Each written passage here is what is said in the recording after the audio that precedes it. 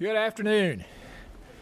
Today is February the 1st, and this is the Senate Ethics Committee. I'd like to call the meeting to order, and I'd like to note that a quorum is present for the record. First, thank you for all being here, especially members of the committee. I appreciate your attendance and your service to the state. I want to thank those who've joined us for the meeting because of your interest and your participation in this work. This is the Ethics Committee of the Senate. It is charged with the jurisdiction of ethical issues relating to the Senate, the government entities, and public officials, as well as election and voting issues. The committee is authorized to independently investigate allegations of ethics violations made by the general public or by staff. We're going to start with introductions. Those of us who are here, I'll begin. I'm Max Burns, Chairman of the committee, Senate District 23. I am a new member to the state Senate, but I'm not new to the legislative process. I grew up in Sylvania, Georgia on our family farm. I spent 30 years in higher education. I had a brief term in the U.S. House, and I am proud to serve the 23rd District. I'm in the seat formerly occupied by my friend and colleague, Senator Jesse Stone. I certainly want to thank the Lieutenant Governor and leadership for the opportunity to lead this important committee. I'd like to start by asking our distinguished Senator, Mr. Jones, if he would begin to introduce himself, and we'll come around the table. I'm State Senator Harold Jones out of Augusta, Georgia. This is my 6th year, and I'm also the minority whip for the Democratic Caucus. Very good. Senator Burke. Dean Burke from the 11th District, and glad to be here, and proud that I'm no longer chairman.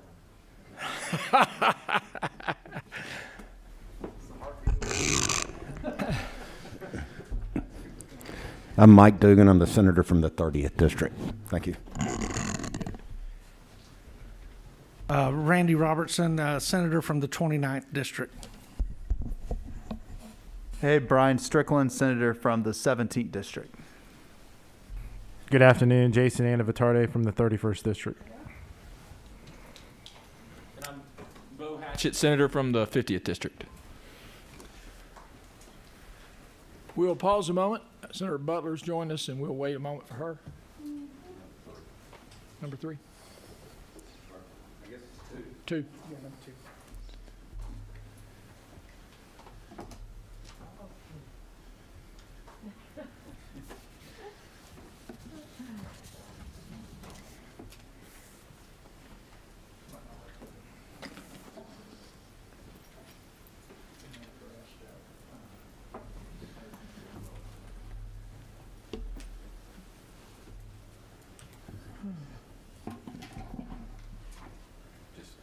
Senator Butler, if you would introduce yourself to the audience and the committee. Gloria Butler, Senate District 55, Senate Minority Leader. Very good. I'd also like to take a moment and introduce our staff that's with us today. Caleb Rubin is my administrative assistant. He'll be helping facilitate the meeting. Mr. Jeff Lanier is our legislative counsel. He's not with us. He may be with us virtually, but he is a wonderful resource. I appreciate Ms. Lanier. And Ms. Keelan Cronin is here. She is our Senate research staff member, senior policy analyst. Senator Harrell, welcome. Thank you. If you'll take a moment and just quickly introduce yourself. Hi, everyone. I'm Senator Sally Thurl. Happy to be on the Ethics Committee. I represent mostly DeKalb County, North DeKalb County. I have some of North Fulton as well as some of Gwinnett County. Thank you. Fine. Thank you, Senator. The first item of business this afternoon is the adoption of the rules. The rules were previously distributed. Are there any discussion or questions related to the Senate, the rules for the Senate Committee on Ethics? Have a motion? Move to pass. Do pass. Second? Thank you. All those in favor signify by the uplifted hand. Rules are adopted. We want to welcome a special guest this afternoon. I want to thank Mr. Ryan Germany, for joining us. I want to just point out that this is not a debate It's not, we're not addressing any specific issue. We're not considering any legislation. What we are doing is providing the Secretary of State's office through Mr. Germany to begin the dialogue as we collectively address the concerns in the election process. So, let me briefly introduce Mr. Germany. He's the senior counsel, the general counsel to the Secretary of State.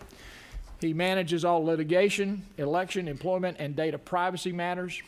He began his career when Governor Kemp was then Secretary of State in 2014. Graduate University of Georgia, Washington Lee Law School. He's a native of Georgia, a resident of Atlanta. He's a private pilot, so we can all take a ride. He has a single engine, a multi-engine, and an instrument rating, so we can go pretty much anywhere, anytime. But I'd like to thank Mr. Germany for his willingness to join us today, and we look forward to his input. I very much appreciate the committee inviting us and the opportunity for a dialogue. I'll be brief to let people have questions. If you do want a ride in an airplane, you're going to have to provide the airplane. So, Okay. I just wanted to talk briefly about the election year that we just had. Kind of a look back at it. As you guys remember from a few years ago, last year we were implementing a new secure paper ballot voting system. Going into the year, we thought that was going to be the most difficult part. Obviously, we knew before 2020 started that we would be a target for litigation just because of Georgia's place in the kind of electoral map. So we knew we would have those challenges going forward in 2020. Then COVID happened, and it really changed, I think, the landscape. We went from a place where we typically had about 5% of the electorate vote absentee by mail. In 2018, it was 250,000 people voted absentee by mail. In the June primary, it was over 1 million. In the November election, it was over 1 million. So county election officials, when we think about what they're doing, and I really don't think they get kind of enough due for everything that they do. But they were working last year. You know, they were not working from home. They were working from the office because that's what they had to do. And not only implementing a new statewide system with new machines, new poll pads, and changing polling places as they needed to for that, but also at the same time dealing with a huge upswing in absentee ballots and everything that came out of that. From that's the absentee ballot application, getting out the ballots. It led to a huge number of people who requested absentee ballots who then showed up to vote in person, and that has risks and then starts its own process, has to be done correctly. So that's what we saw in Georgia, and frankly, I think we did see some challenges in the primary that I think you guys are well aware of, particularly in Fulton County. In November, I think we overall saw a very smooth election from an administration standpoint. From my perspective, too, I'll talk about after the election. Like the chairman said, I've been in this office since 2014, so I've been there for 2014, 2016, 2018, and 2020 elections. Right after the 2020 election, it really felt to me a lot like right after the 2018 election. We had people kind of coming out of the woodwork, upset about the result, who were then kind of looking backwards at their voting experience and deciding, oh, this happened and this must be some kind of voter fraud. And we had the same thing happen in 2018. People were coming out after the election saying, oh, this happened to me and this was some kind of voter suppression. The funny thing is, a lot of what happened to either of them was the same thing.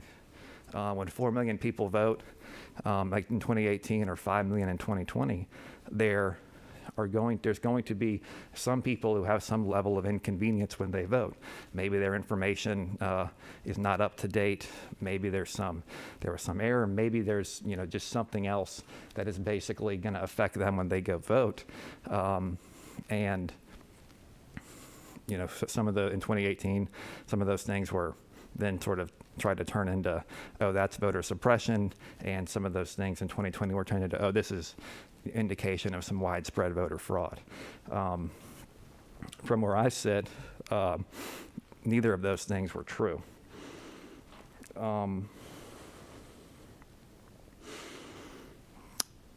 So I think that gets us to where we are basically now. And I know for our office, the number one goal that we have is restoring confidence in our election system. I mean, I think that's really crucial going forward. And the thing is that I think we all have to keep in mind is there are narratives that are out there that, and again, it was the same in 2018 as in 2020, that are not true. But there are a lot of people that really believe them. There are a lot of voters that believe them, and we have to restore the confidence of both of those people. We live in a state where after 2018, one side was kind of running down the voting system, and in the run up to 2020, and then after 2020, the other side is now running down our voting system, and so we really have kind of a bipartisan object where we have to build confidence back up from both partisan sides. I think a few things to keep in mind as we're thinking about kind of legislative options. One, last year was the first year for our new voting system. So there was things that our election officials in our office learned just from that are kind of up. This is a new system. Here's some things that we might need to update as we implemented that new system. Two, it looks like we are going to have very close elections in Georgia for the foreseeable future, and so at the statewide level. And so I think that really means that we've got to look at our laws and our processes and make sure that they are good and work in that environment. That frankly hasn't been the environment for very long, and it's not the environment in a lot of states. So, and I think our county election officials know this, and they're looking at what they can do also to really shore up anything, and that's not just from a process; it's also from an optics scenario. We got a lot of questions after the election from monitors who are watching stuff that was completely normal, but it might not look normal to somebody who's kind of in that process, and also who's looking to kind of try to find problems, basically. And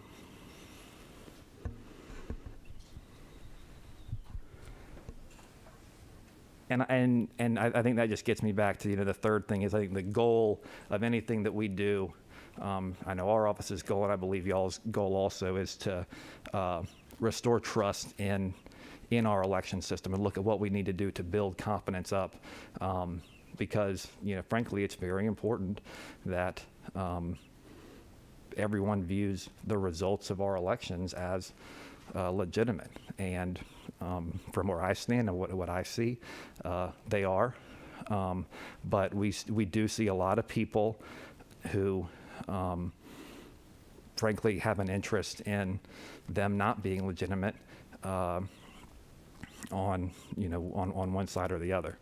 So I'll stop there, and I'm happy to take any questions if that's the chairman's will. Questions for Mr. Germany?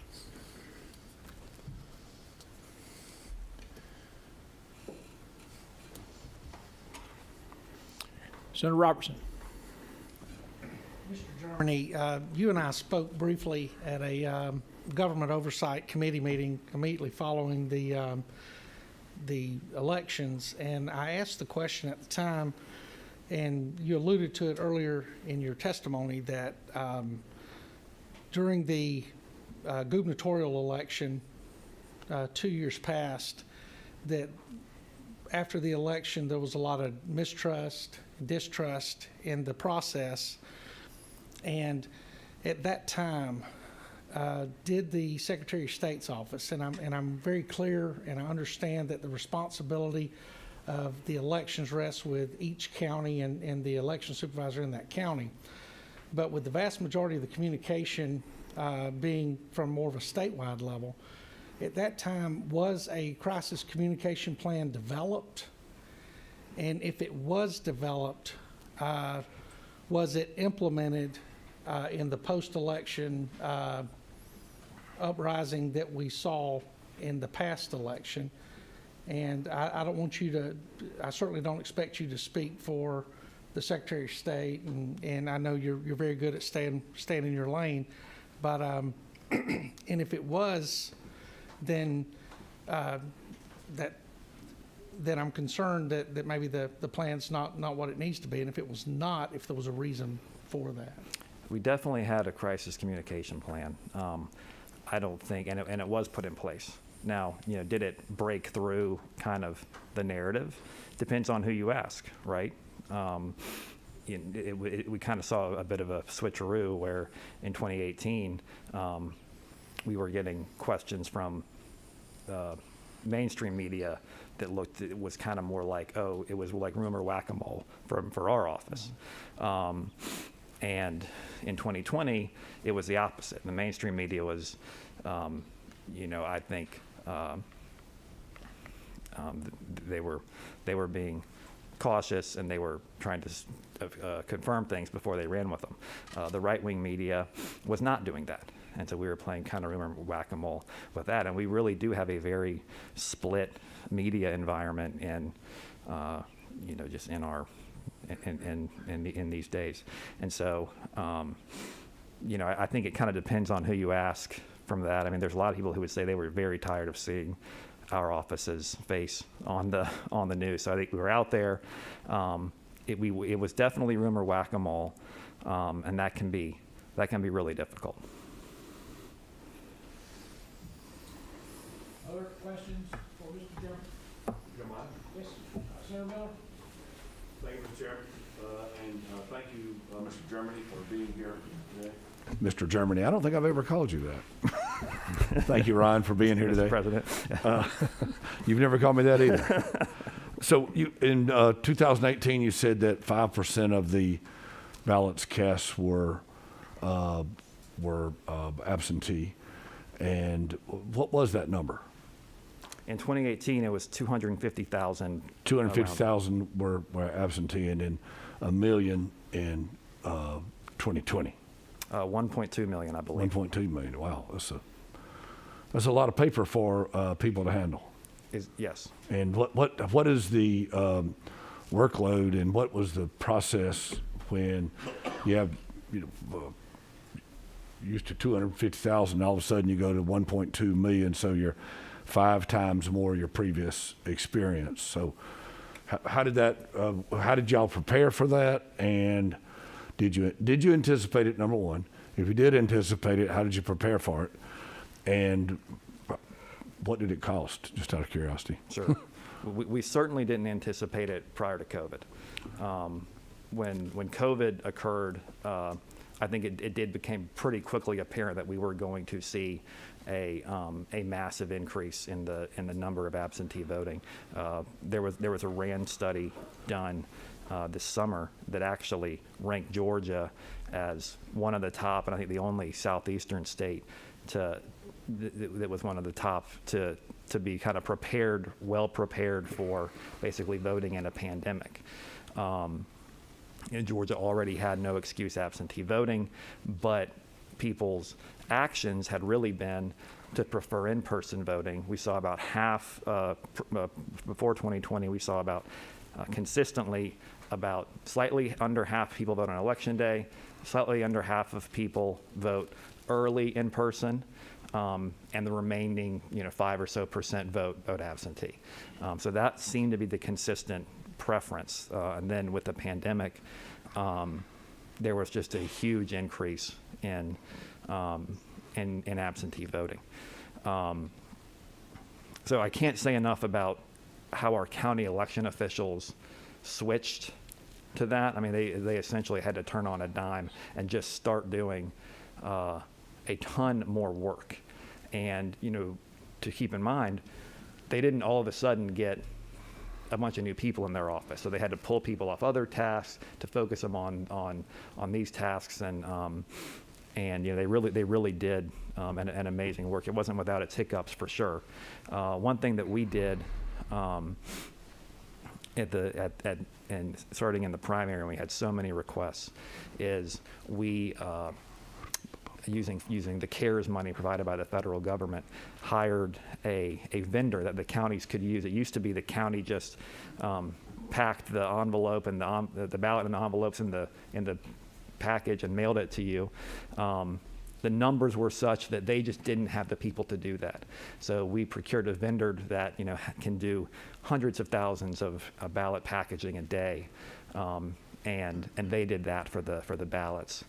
They were in Phoenix, so you might have heard about all these ballots coming from Phoenix. But it really did speed up the process overall. Otherwise, you know, the counties would have been buried in absentee ballots. Follow up, Mr. Chairman, Yes. if you don't mind. So how many absentee ballot requests did you send out? We sent out, in the primary, we made the decision to send out absentee ballot applications to every active voter, which was something about 6.7 million absentee ballot applications. Was that CARES money as well? Yes, sir. And if you sent out 6 million absentee ballot request forms, I'm wondering why you were surprised that you got 1.2 million absentee ballots. Sure. If I sent out 6 million letters and I got 1 million responses, you know, I wouldn't be surprised if I'd sent out 6 million letters. Yeah, I guess I should say we weren't surprised by that. We were surprised at kind of this huge interest level in voting absentee when COVID occurred, and it became clear, you know, that at that point certain counties were going to send out applications to their voters, which wouldn't have been a statewide process. It would have just been county by county, and then of course, as we saw in the general election, when we did not send out any applications, you get inundated with applications from third parties. So, you know, we think there was some benefit to some uniformity and some consistency and, frankly, accuracy in the process. For instance, you know, we made the decision when you send out, when you do big mailings, as you guys probably know from your campaigns, you can make the decision to forward the mail to a different address on file. Well, we said, no, don't forward it. We want to send them the address where they are registered. And if they're not there, then there's some issue. Obviously, when campaigns and third-party groups are doing that, they're forwarding it. They're trying to find them wherever they are. Yes, sir. So can we stay on that third-party participation just for a minute? I don't know how much time we have, but I don't want to monopolize the time. We're good, Senator. So the third-party mailings, and talk to us about that for just a moment. And how does one become is there such thing as an authorized third-party processor, provider, procurer, or does just anybody that wants to do that just, you know, here we go? Yeah, and anybody can do it. I mean, it's people, it's parties, campaigns, and groups affiliated, or I say affiliated, you know, they would say not affiliated, but, you know. So is there any regulation? So I could say, I want to send to whatever group of people that I wanted to send it to, and not send it to other groups. So if I go within a county, I can send it to, you know, all the people that are blonde-haired one time, but now they're bald, or so I can pick and choose who I will send it to. Has nothing to do with their precinct, other than that's who I want to get it. Correct. It's just basically like you would do with your campaign mailers. Yeah, there's plenty of targeting that's going on. One regulation that the state election board did put in place at the beginning of 2020, prior to COVID, which turned out to be a very kind of prescient thing, was they passed a regulation requiring any third-party group who's sending out absentee ballot applications to use the state form. We had in the past some people who were really trying to send out such a bare bones form that it was confusing voters. And so we passed that regulation, and at least I think that made the applications we were seeing at least be more uniform for voters. It's still, we've still got a lot of calls. I remember we got one call from a lady who said she was receiving absentee application after absentee application in the mail, and she was filling them all out and sending them in, because I think she thought, oh, there must have been some problem with her first one, so she was sending them all in. And she called Chris Harvey, elections director, and he explained, no, they're not from us, they're not from your county, that this is what they are. And she said, well, it doesn't matter because I'm going to vote in person anyway. And so after she'd filled them all out, she filled them all out, and I just so how many? Because I got multiple absentee ballots at my home. So how many absentee ballots did the state of Georgia discard because they were either duplicates or the person voted in person? So you mean absentee ballot application? Yes, I'm sorry, application. That's the balance. No, beg your pardon. I don't have that number, but I would say the counties would say there was a lot of duplicates, and that creates a lot of work for the counties, because they then have to they don't know it. They have to process all of them. And then if they show up in person, they then have to cancel. It creates a lot of work, and that work has kind of backlog effects or other things back up when you're having to do that stuff. It's fascinating. Thank you very much for your testimony. Senator Burke. Thank you, Mr. Chairman. Thank you for being, His mic's not. He's got a soft voice. He's got a soft.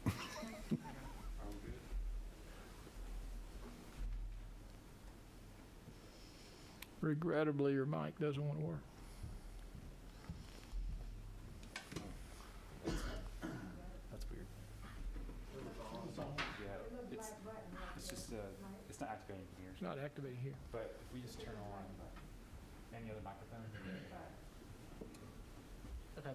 You can use mine. Hey, Doc, you can use mine.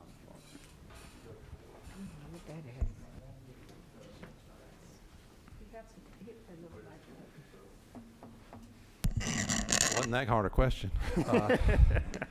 We'll see.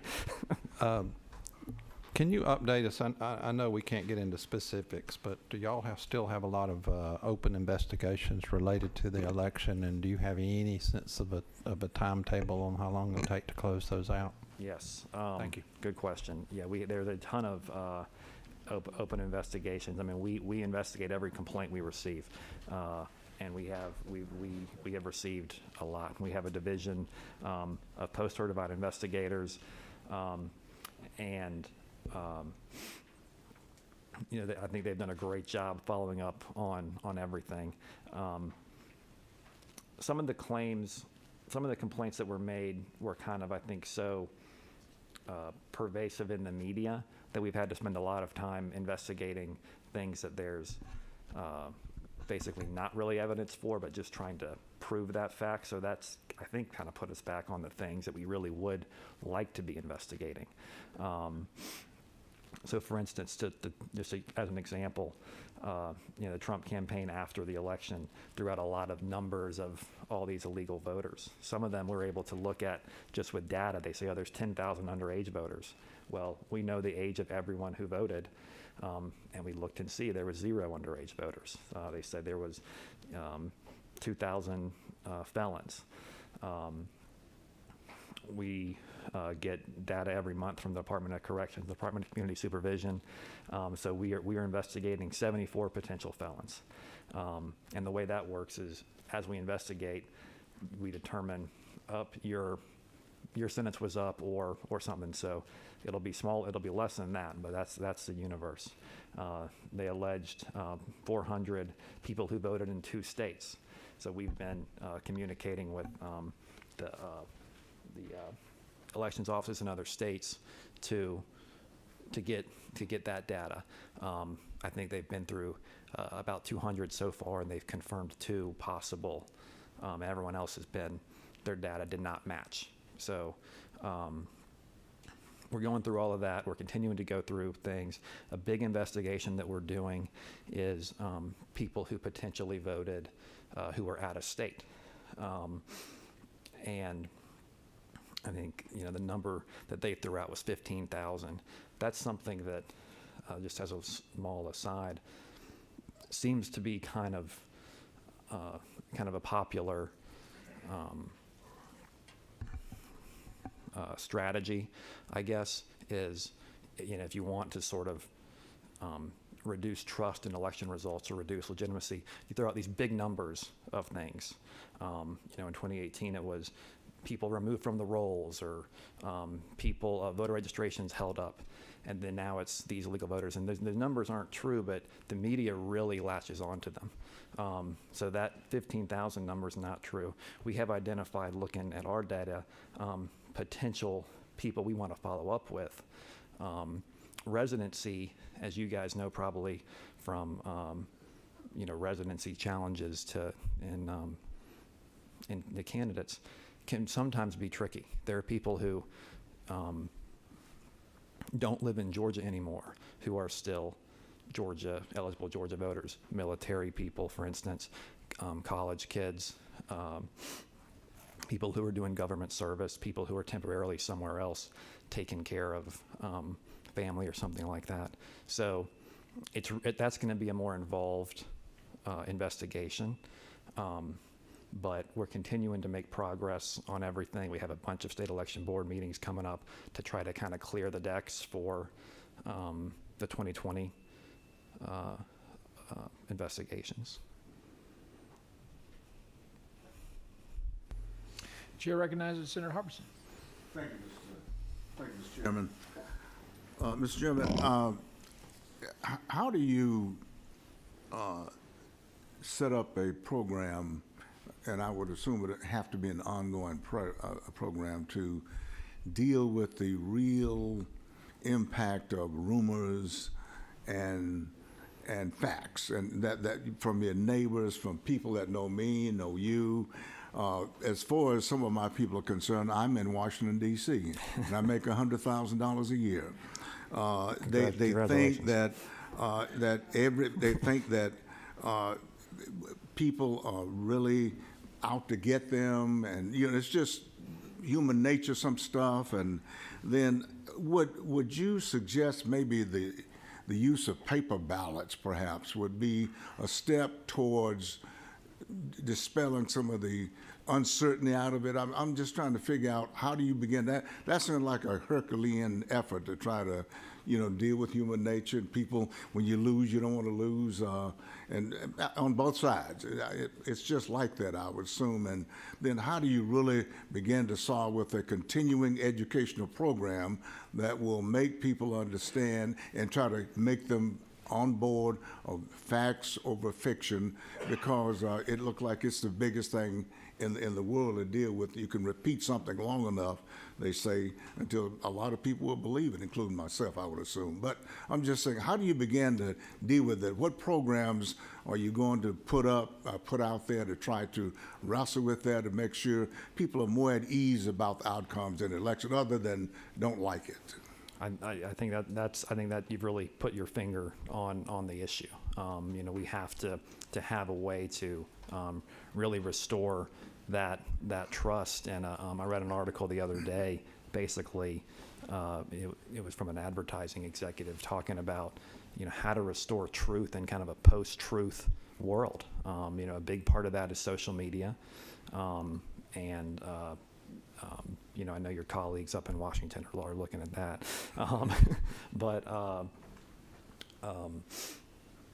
I just think, we're going to try to continue to get good information out. I think try to teach people some skepticism.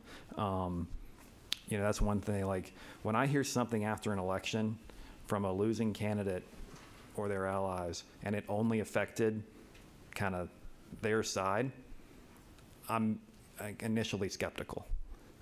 Because the way that, real issues work in elections is they are not, they don't discriminate politically. If some county's having an issue or some machine's having an issue, it's not going to be only, in 2018, remember the machines were flipping votes from Abrams to Kemp, and now this year they're flipping votes from Trump to Biden, and it's, those kind of things I think we just have to be skeptical of. And I think we have to just be careful how we treat those claims, especially when they're from the side that we have more sympathy for. Paper ballots were a huge help this year. This was the first year we had paper ballots since 2000. Let me clarify what I mean by paper ballots. Once you do your paper ballot, you get a printout of what you voted for. I see. Let me make that clear. Sure. Well, I know one thing we were able to do this year with the paper ballot is, and to give the counties credit for doing this, they did an amazing job actually doing it, is do the full hand audit of every paper ballot. And so we heard allegations of, officials were just rescanning ballots over and over. Well, we know they weren't doing that because we did an audit of every paper ballot, hand counted. So if they were rescanning them, they would have had a different result. So we don't have the sort of receipt. And I think that's something that's generally pretty frowned upon from an election administration standpoint, or it has been in the past. And the concern has been about kind of from getting pressured to vote a certain way, and then having to, if someone might want you to then prove you voted that way. So that can lead to problems. But I think you're right. At this point, we've got to consider kind of everything. We're in a different environment than we have been in the past. And one more comment, if I may, just regarding the absentee ballots and the numbers of absentee ballots. Clearly, that was driven by the pandemic. Is that correct? And that was an effort to facilitate those voters who could be very adversely affected by being exposed, possibly in long lines and long waiting times. Is that? I believe that's what led to the increases of pandemic. Thank you, Senator. Any other senators have a question or comment? Hearing none. I'd like to thank Mr. Germany for his input and his time and his expertise. We share the same goals. We want to restore the trust in our election process and to build confidence by the voters, and as you point out, in a very closely contested election cycles in the future. Thank you, Mr. Germany. Thank you, Mr. Chairman. Have a great day. We'll move along now to next agenda item, which is committee organization. Because of the likelihood of having a number of legislative issues to address, we're going to identify two subcommittees of the Ethics Committee. I'm going to share with you the roster for those committees. There'll be a Subcommittee A, chaired by Senator Robertson. And that Committee A will include Senators Miller, Butler, Burke, Harrell, and Hatchett. Subcommittee B will be chaired by Senator Strickland. That committee will include Senators Dugan, Harbison, Gooch, Jones, and Anabatarte. There will be two subcommittees. There will also be a committee of the whole. Assigning legislation will be at the discretion of the chair, and it will depend upon the function of the legislation and also its scope. We'll begin that process probably at our meeting on Thursday. I would ask that you prepare for a brief meeting Thursday morning, 8 o'clock, if necessary. If not, I'll be happy to cancel. But right now, hold 8 a.m. open. Any questions or comments on the subcommittee organization? Hearing none. Well, the good news is it was relatively brief today. Hopefully, we'll not be required to address an ethical issue of a member of the Senate, but the committee will indeed see a number of legislative initiatives relating to our elections process.